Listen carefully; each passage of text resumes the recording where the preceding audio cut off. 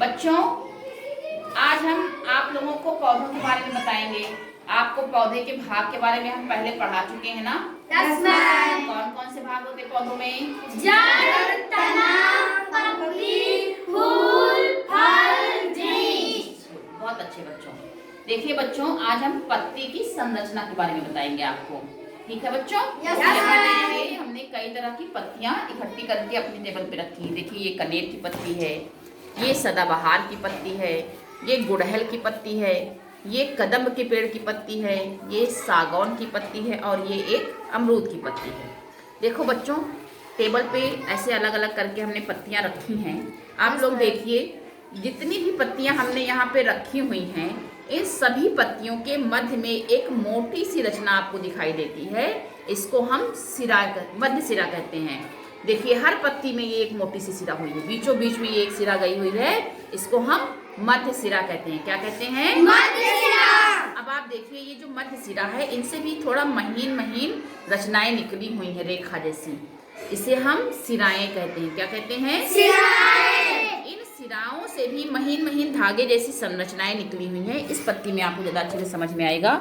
ये देखिए, ठीक है बच्चों, इनको हम उपसिराएं कहते हैं। क्या कहते हैं? उपसिराएं। ये जो संरचनाएं हैं पत्तियों पे, मध्य सिरा, सिरा और उपसिराएं, ये सब मिल करके सिरा विन्यास बनाती हैं। क्या बनाती हैं? सिरा विन्यास। ये जो सिरा विन्यास है, इसे पत्तियों का कंकाल भी कहा जाता है।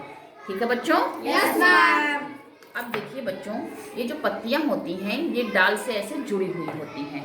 ठीक, पत्तियों के एक हिस्से पे जो ऊपर की तरफ होता है, उस पे सूरज की रोशनी पड़ती है, और एक हिस्सा जो नीचे जमीन की तरफ होता है, उस पे सूरज की रोशनी नहीं पड़ती है।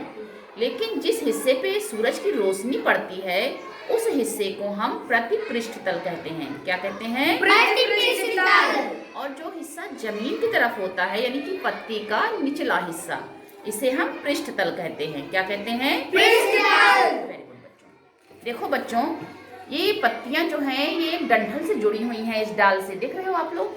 ठीक, तो ये जो डाल है, डंठल, इसको हम पर्णवृत्त कहते हैं। क्या कहते हैं? पर्णवृत्त।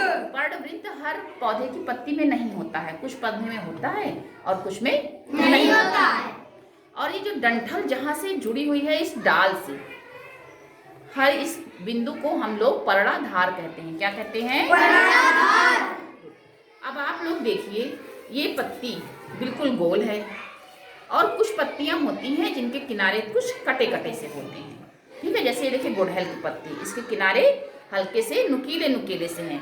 ऐसा गुड़हल की पत्ती में होता है। और सहतूत की पत्तियां भी ऐसी होती हैं। गुलाब की पत्तियां भी ऐसे किनारे नुकीले नुकीले से कटे कटे से होते हैं।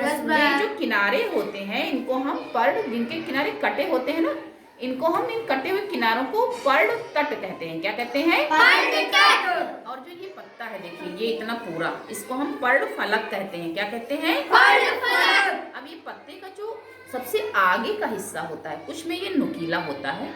जैसे कि आप देखिए, ये गुड़हल की पत्ती में नुकीला है।